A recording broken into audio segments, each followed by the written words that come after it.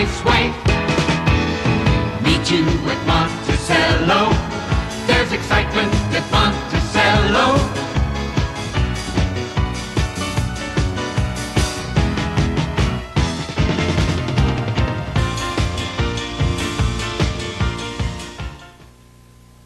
Good evening once again. Welcome to the Inside Track. I'm your host, Gary Sussman.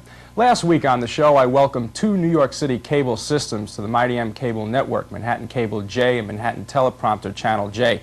And of course, it's hard to mention one cable system without mentioning them all. And the boys from the Capital OTB Network out of Schenectady alerted me to that fact. So hello, Rick Parry. Hello, Bob Stanley. And just make sure that you keep putting the tape in the machine in the right way. We have a good show for you on tonight's program. On the personality profile, Mr. Terry Eichas, one of the leading drivers at Monticello Raceway, and he's also a licensed real estate salesman. We'll talk about that with him. The professor, John Manzi, examines Smokin' Yankee. We'll have trivia, upcoming promotions, and much, much more. But first, let's take a look back now on the Week in Review.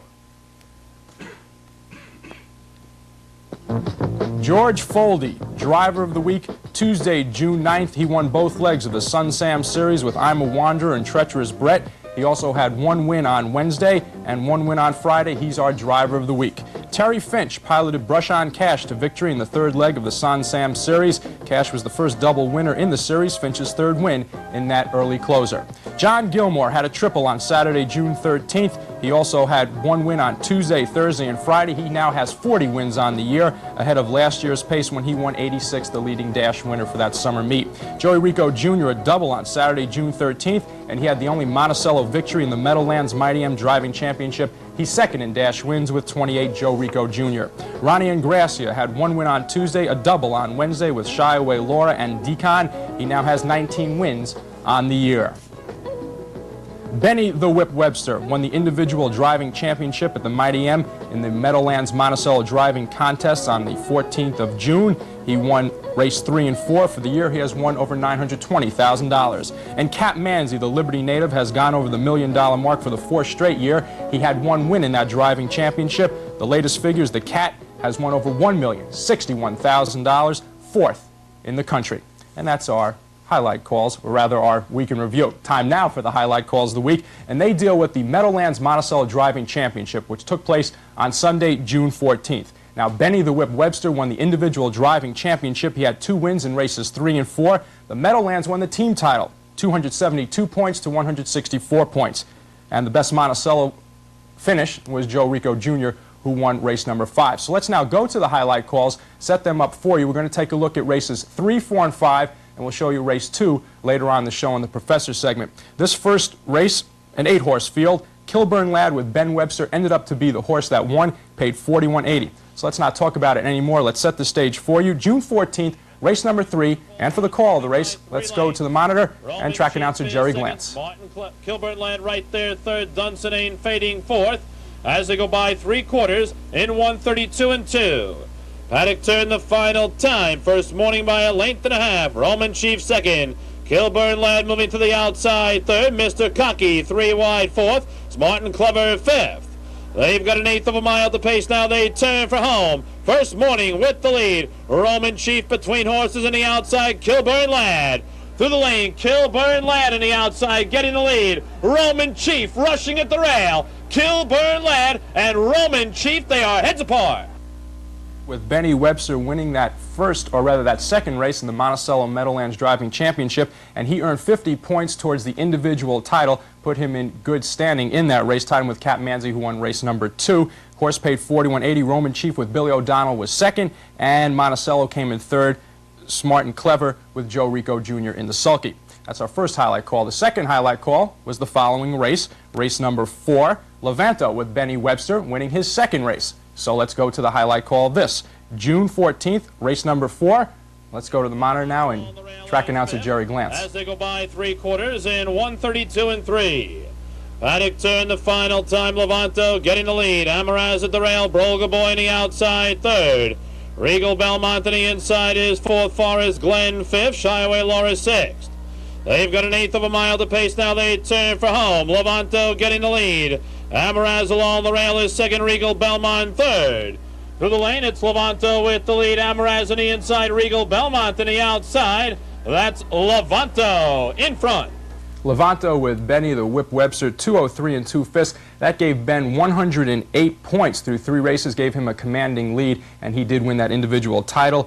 Regal Belmont with Billy O'Donnell came in second, and Broga Boy John Gilmore from Monticello came in third. That's our second highlight call. Highlight call number 3 was race number 5, and finally Monticello broke into the winning column with Joe Rico Jr., Lord Winniefield, winning the race. So let's set the stage. Race number 5, June 14th, and then let's go to the monitor and take a look at the call. Along the rail is 4th. In between horses, Chicky Baby is 5th. 3/4 in 1:33 and 1.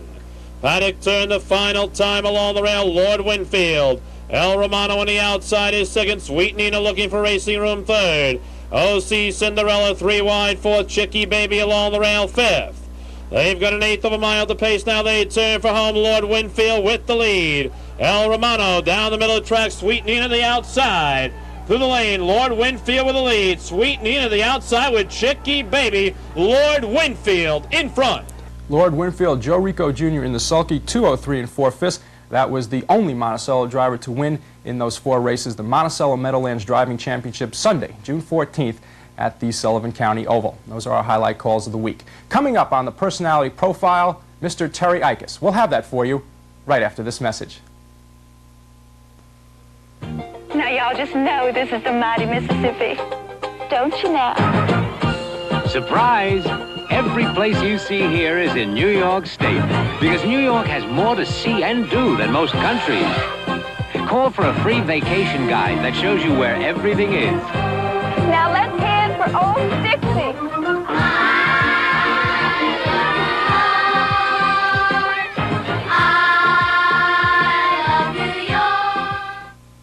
Welcome back to the Inside Track. Time now for the personality profile. And my guest, one of the leading drivers at Monticello Raceway, Mr. Terry Eichas. Welcome to the Inside Track, Terry. Thank you, Gary. I'd like to talk about your uniform, your outfit for a second. You have a big E. The color combination is yellow, red, and black for all those, of course, who don't have color televisions. Is this different, having your initial on your outfit? Well, the initial's not different. The pattern I chose many years ago when I picked my colors out is a little different. It came originally from the thoroughbred people who like to wear big circles with their initial in it because they can see it a long ways across the track. On the half-mile race, you sit a little closer and you can see. It looks like Superman. You have a big S there, as a matter of fact. Actually, some people think I'm a vision test. No laughing in the background by John Manzi, of course. Let's go to your racing. Enough with your uniform. Let's go to your racing. 1979, you had an excellent year at Monticello. You were in the top 5 in percentage, top 5 in wins. You had 64 wins. But in 1980, you went down to 39 wins. I don't want to dwell on the negative, but what was some of the reasons for that? What happened? I think I brought the same horses back from 1979, and they were tired of the mountain air. Basically, the horses I had raced in 1979 were in much better condition, much better quality horses. In 1980, we had several bad cases of broken bones and lameness, and not the best quality stock that could be had. Now, we had talked a couple weeks ago about this situation from 79 to 80, and we were discussing the mental aspect of going out onto the track and just knowing that you were going to give it your best, but that your horses just didn't have it. It was almost a self-defeating proposition. Yeah, sometimes you go the gate beat. You know, you read a program through and you just know that you're 2 seconds poorer than anybody in the race. That's 10 lengths, and you just can't make up 10 lengths, no matter how you drive it. So how'd you regroup after that? Not for you, not a good season at Monticello in 1980. Well, when I went south, I had sold quite a few of the horses that we had raced during Monticello, and lowered the claiming prices on anything that could be lowered. And basically, we got rid of most of the cheaper horses. I came back. I at one point was down to 4 horses during the winter. Started slowly recovering. I've got up to 13 horses now, and hopefully we'll have a little better season this year. What was the maximum amount in your stable at any one time? At one time, I had 32 horses. Now, you had told me that at the end of the winter meet in Pompano that you were doing quite well, and it just carried over into the beginning of the 1981 season at Monticello. Right. In Pompano, I had claimed, probably 3 or 4 horses. They all did quite well, and it did carry over. Thank goodness. When we come into Monticello, we won the first few races that we were in. What we're going to do is take a look at one of your races from Thursday, June 11th with Essie Equus. First of all, tell us a little bit about this horse, and then we'll analyze the race before we take a look at the race. Okay. Eichas was claimed in January of 1981 in Pompano. And Essie is known as Icky Eichas because he is the poorest claim I've ever made. He's now become quite a star of the barn. His form has changed quite a bit since we've claimed him. And probably because we found that he likes to race in front, and he's now become a front runner. Now, in the last 3 races, the horse came in second, and first. In this race, you were coming out of the 7-hole. Did that present any problems for you? It gives you no choice. Icky likes the front. He has to go the front. If he does not get the front, he's usually not much contention in the race. The Peter Parolari style of driving, Right. go right to the front. So what we're going to do is we're going to take a look at the race, and you'll analyze the race as the people take a look at it on the monitor. So let's set the stage. Thursday, June 11th, race number 10. Let's look at the monitor, and Terry Eichas will analyze Essie Eichas. Rose along the rail, the middle of the track on his slag. Going into the first. Ecky does not leave fast, but he has to go to the front. I could not take the 2-hole, even though I think Eddie Taylor would have liked me sitting back there, as he has to be in front. Anytime he's been in behind horses, he does not perform at his best. So you got out of the gate fairly well in this race. Good for him. We're going a lot faster here than I'd like to go. The first quarter means quite a lot to this horse. We went over the quarter, I believe, in 31/5. 31 seconds is great for Ecky, but not always. You don't always go that slow. And as the people can see on their screens, those numbers correspond to the horses in the race. You are the 7 horse, and you are in front at this time. I am in front. And at this point, I'm just trying to slow down and just give him a little bit of a breather. Nobody was out and challenging me too quickly this particular night. We did get to the half at a 1-1. I'm not sure the exact 1-1 and 2/5. 1-1 and 2, and it's comfortable for him. Now, at this point in the race, does your horse have enough to win the race? Can you tell if he has enough to win the race? He never really gives up. The only thing that really beats him from this point on is a horse with a fast brush. And what does that mean for those people? Okay, for people that don't understand, a horse that can make a fast dash at the wire in the last few feet. Now we're going to the 3/4, 132 and 4/5, and you're still in front. I'm still in front, and this helped. When Eddie pulled out of the 2-hole, he stalled traffic a little bit, which was fortunate for me. It gave me still a little bit more of a breather. From the 3/4 pole on, we're going all we can go. Are you confident now? No. You're not confident, but let's go now to Jerry Glantz, and he'll tell the people that you won the race. Now they turn for home. Essie Eichas with the lead. Weekend Glenfern along the rail with Marlou Rose. That's Essie Eichas with the lead. Weekend Glenfern, Marlou Rose in good mood in the outside. Essie Eichas in front. Essie Eichas 2:04 and 4/5, and even though you weren't confident, you had enough to hold on and win the race. Right. Good Mood, who was the horse that finished second, was making a real strong attempt at the end, and we were luckily able to hold him off. And we had a good race to show the people. A winning race as opposed to a losing race. One thing I wanted to touch on briefly, besides being a driver and a trainer, you're also a licensed real estate salesman in Fort Lauderdale. Right. How do you mix the two? How do I mix the two? Last year, looking for something other than horses. Horses are fun, and it's a career. But I was looking for something else, and went back to school and took the real estate course, and am now a licensed real estate salesman. And I'm a third owner of a real estate office in Fort Lauderdale. And it is exciting. It's a little different. And it does take up the afternoons where I could be taking a nap, perhaps. But I enjoy it. And we deal with a lot of different people, and sometimes handle horse people also, and accommodating them with a home in Fort Lauderdale. So besides buying and selling horses, now you also try to get people to buy and sell land. Right. And the two can mix. Yes, they can. Thanks a lot, Terry. Thank you, Gary. Mr. Terry Eichas, my very informative guest on the Personality Profile. Coming up next, the man who talks through the haze, the professor himself, Mr. John Manzi, right after these commercials. Promotional considerations for the inside track provided by Claire's County Seat Restaurant for a congenial and truly elegant culinary experience. Ralph Cutler's Mail Modes, home of the Sandsabelt Slack, free alterations while you wait. The Down Under Lounge, if it ain't happening at the Down Under, it ain't happening. The Canton Restaurant, in Monticello, Chinese means Canton, open 7 days. The Valley Inn, where to go for sandwiches, burgers, and Connie's special cheesesteaks. Willie's Bend and Elbow, serving dinner, pizza, and sandwiches in a lounge of distinction. Falls Poultry, you'll fall in love with Falls. Miss Monticello Diner, the finest in early American home-style cooking. And Bernie's Holiday Restaurant, food served with a pinch of love.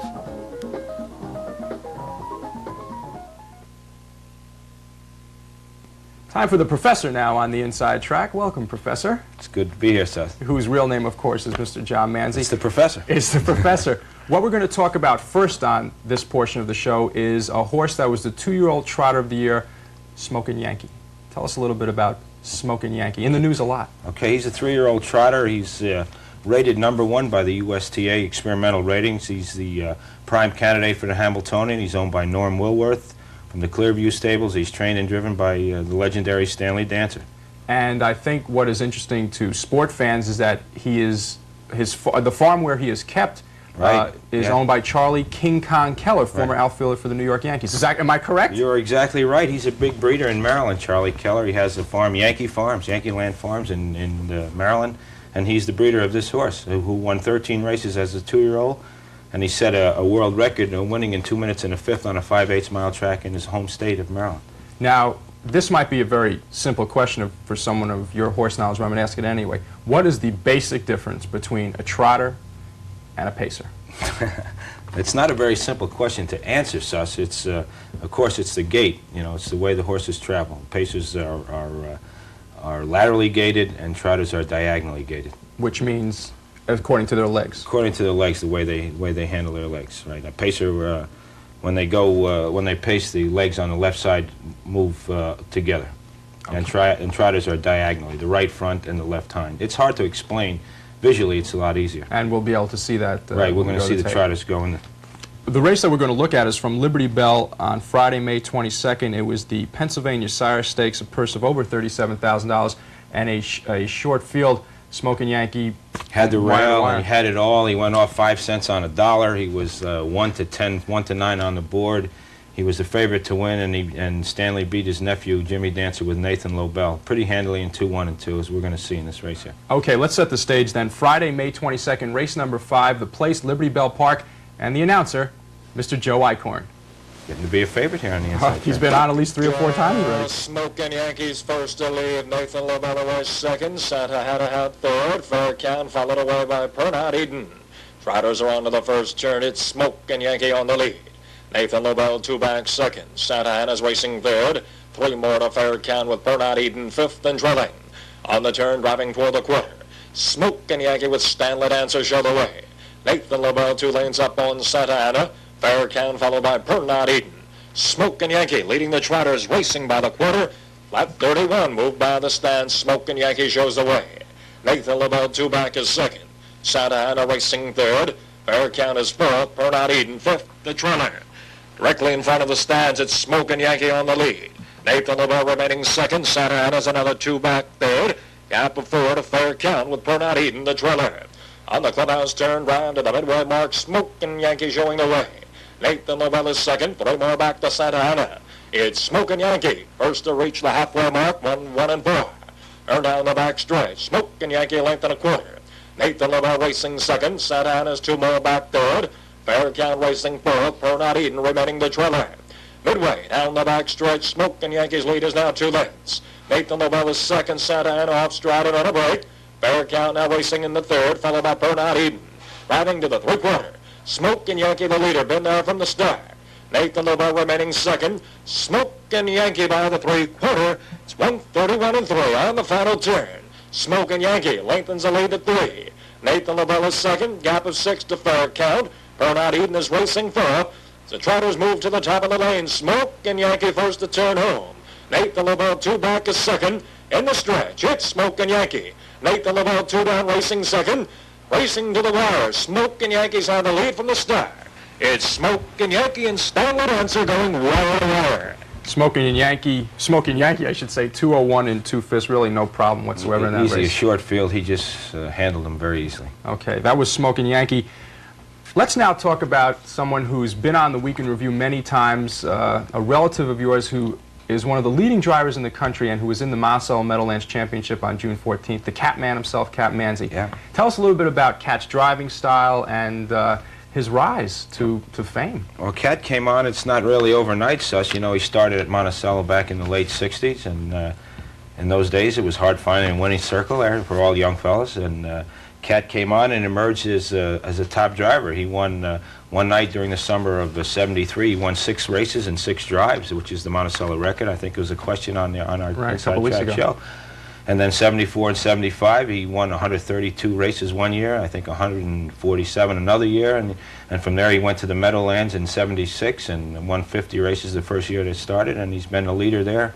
Last year he was second in dash wins to John Campbell, and this year he's third right now, but he's got about 115 winners already and over $1 million, as you said earlier on the show. And the family, of course, must be very proud of him. Very proud of him, and cousin Eddie Lohmeyer too, 2 of the ones in the family that have made national prominence. So let's take a look at the stretch call of that second race from Sunday, June 14th, where the Catman had a Mexpro Bro, drove him to a lifetime record of 2:01 1/5. Right, a very smartly driven race by the Cat. He sat back, and a horse made a break coming to the half, and not being inexperienced, he waited for the horse that was on the outside to come back, settle back in front of him and give him cover, and he went on to easily win the race with the Mexpro Mo. Right? Sunday, June 14th, race number 2. We're now going to let you take a look at this race. Cat Manzi is the driver of the horse, a Mexpro Mo. Gem 6. Then comes Bannistrand and the trailer, H.H. Norton Carroll. Heading to the 3/4 pole on the outside of Mexpro Mo, moves 3 wide to challenge Billy Lehigh for the lead. Gazda's Gem, 3 wide, third. Spike Buck shakes loose, 4th. 3/4 in 1:31 1/5. Paddock turned the final time of Mexpro Mo, opening up 2.5. On the extreme outside, Gazda's Gem. Spike Buck making it through at the rail, 3rd. Billy Lehigh, 4th. They've got 1/8 of a mile to pace now. They turn for home. A Mexpro Mo and Cat Manzi by 2.5. Spike Buck closing along the rail. Gazda's Gem on the outside. A Mexpro Mo with the lead over Gazda's Gem. A Mexpro Mo in front. And the Catman, as I said before, 2:01 1/5, and he got the Meadowlands off to a resounding start in that driving championship. Boy, did they ever kill us. Did they kill us. This Mexpro Mo is no stranger to the winner's circle. He already won 6 races, but this is a new lifetime record for the horse. And what a great job, I'd like to say, Suss, here, what Herb Calder's did for our track. You know, it rained all morning, and he scraped it and sanded it again, and it was super. The horses, I think we had 6 lifetime records that Sunday, and a great day of racing, as you know. Okay, we'll talk about that a little more when we come back with the Inside Track and upcoming promotions right after these commercials. Promotional considerations for the Inside Track provided by Carlos's Restaurant, the best Italian food in Sullivan County. Lefty's Charbroil, the better burger place. Kessler Brothers Butchers, Kessler's label enhances your table. The Bagel Bakery, famous for bagel treats and sandwiches, open 7 days. House of Lions, fine dining in a country inn atmosphere. Dunkin' Donuts, it's worth the trip, open 24 hours. Ellery's Betty Bright Cleaners, featuring complete tuxedo rentals and tailoring services. Capito Brothers Tire Specialists, for family care of your tire needs. And by the Holiday Inn Restaurant of Liberty, diversity in dining for the public appetite.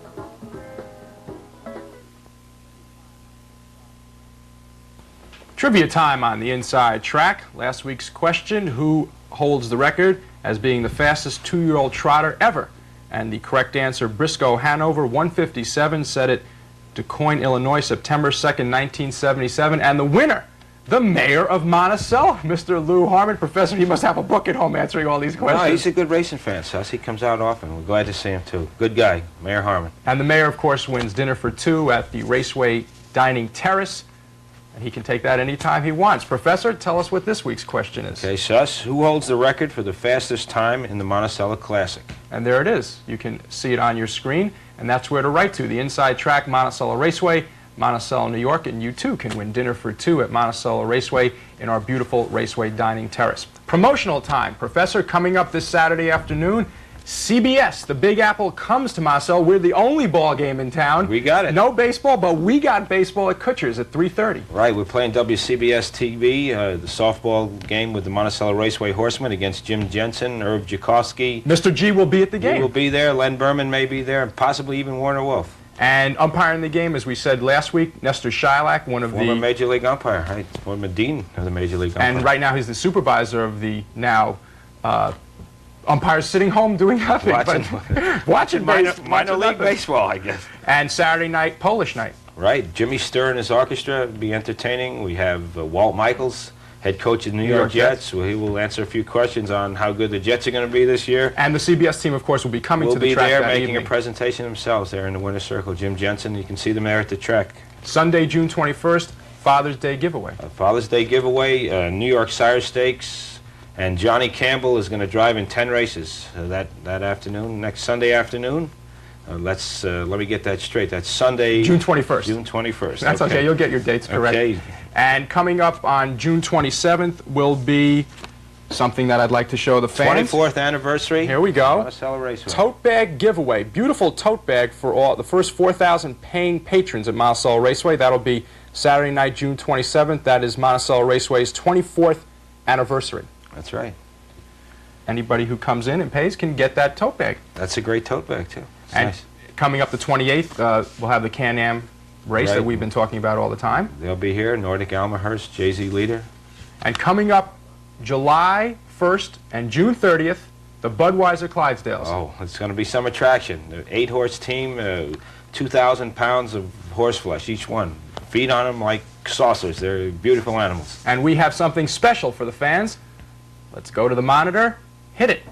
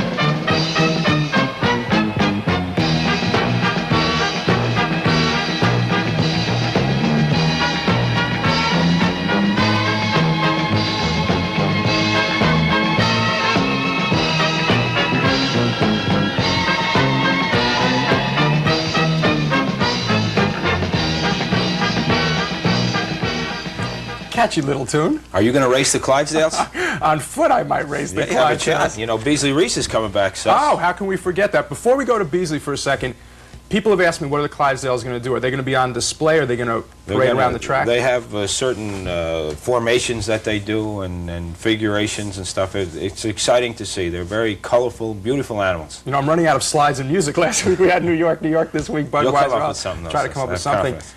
You just mentioned it, a preview for the fans. Right. The second, Beasley versus the Beast. Part 2, Beasley Reese, the strong safety for the New York Giants, is going to race a horse again at Monticello Raceway, this time in the afternoon, the 12th of July. He's going to race probably the worst horse ever in harness racing. Super Chris. Super Chris. But one of the great horses ever, Rambling Willie, July 5th at Monticello He'll be there, Raceway. right. The old campaigner, 11-year-old gelding, who has nothing to do but race. Ira Fussveld, Kingston Daily Freeman, quoting you, the professor, Imagine Mr. that. John Manzi. Professor, thanks a lot. It's been fun again, Seth. My thanks to, of course, the professor, Mr. John Manzi, and my guests on the personality profile, Mr. Terry Eichas. And we'll see you next week on the Inside Track. And by the way, happy Father's Day.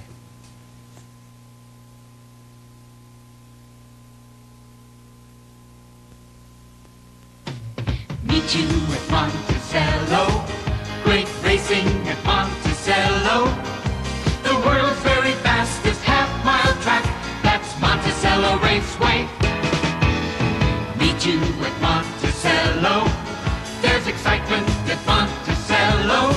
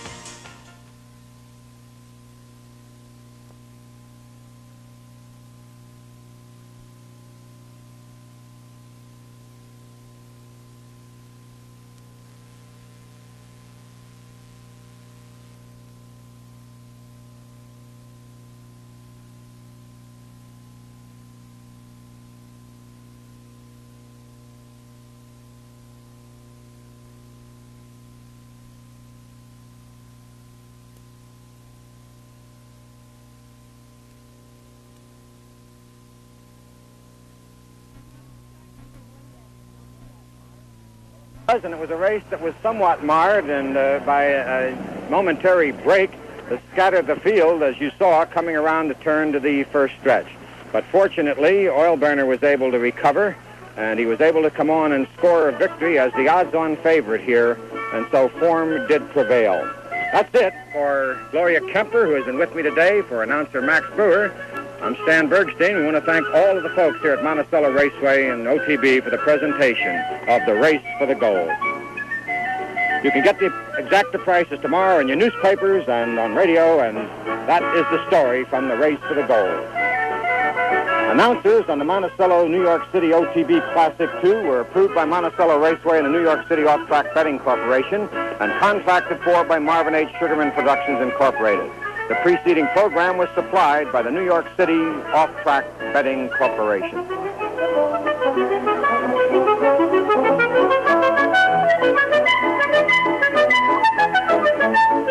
Tomorrow only during Sears Red Tag Sale. So